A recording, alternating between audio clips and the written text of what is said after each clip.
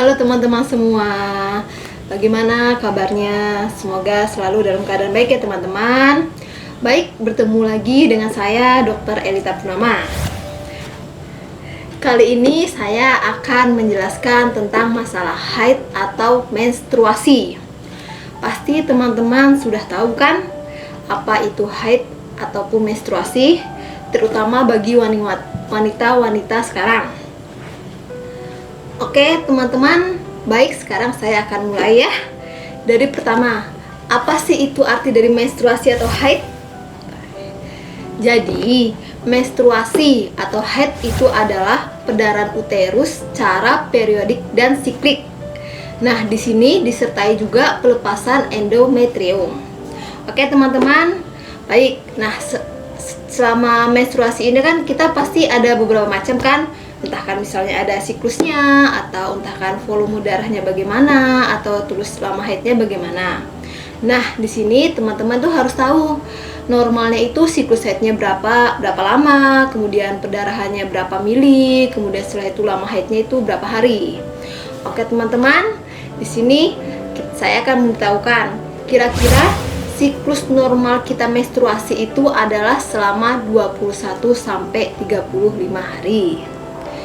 Kemudian untuk lamanya biasanya itu 2 sampai 7 hari. Dan volume pendarahan yang biasanya dikeluarkan biasanya itu berkisar antara 40 sampai 60 mili.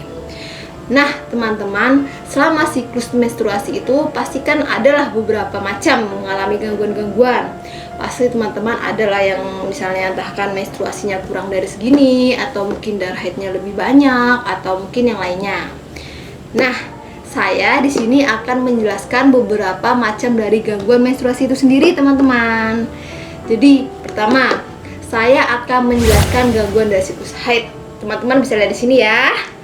Oke. Jadi gangguan siklus haid itu dibagi menjadi 3 teman-teman.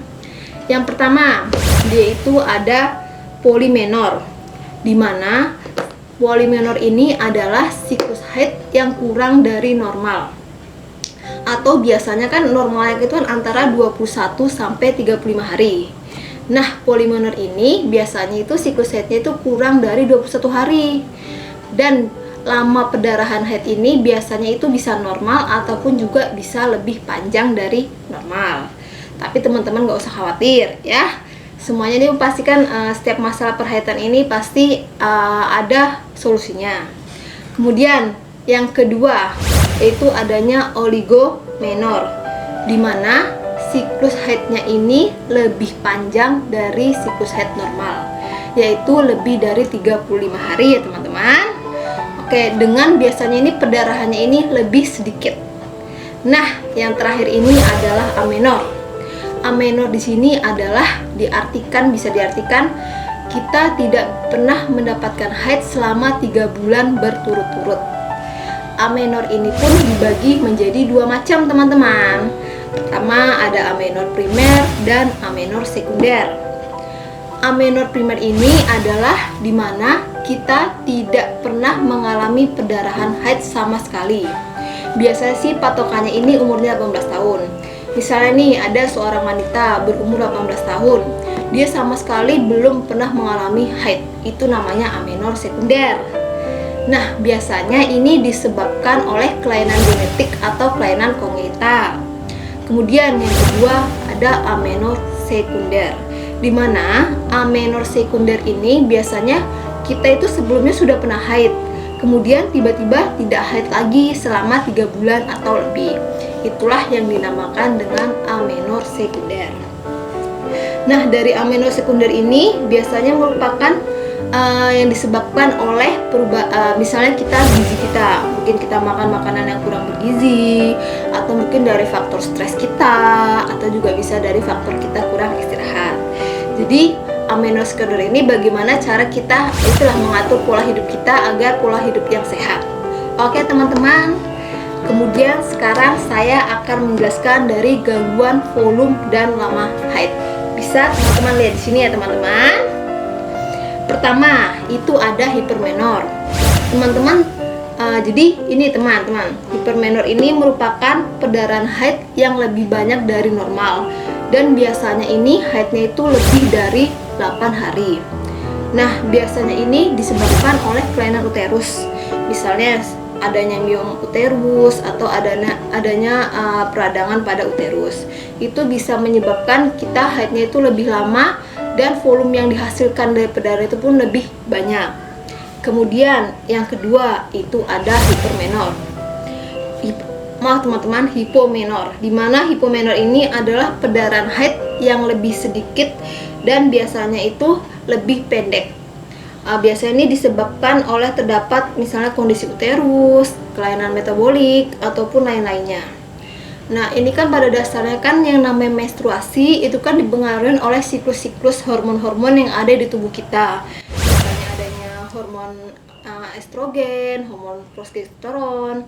Nah, kita supaya mengetahui bagaimana sih kita tahu ini jenisnya kelainan apa, terus penyebabnya apa.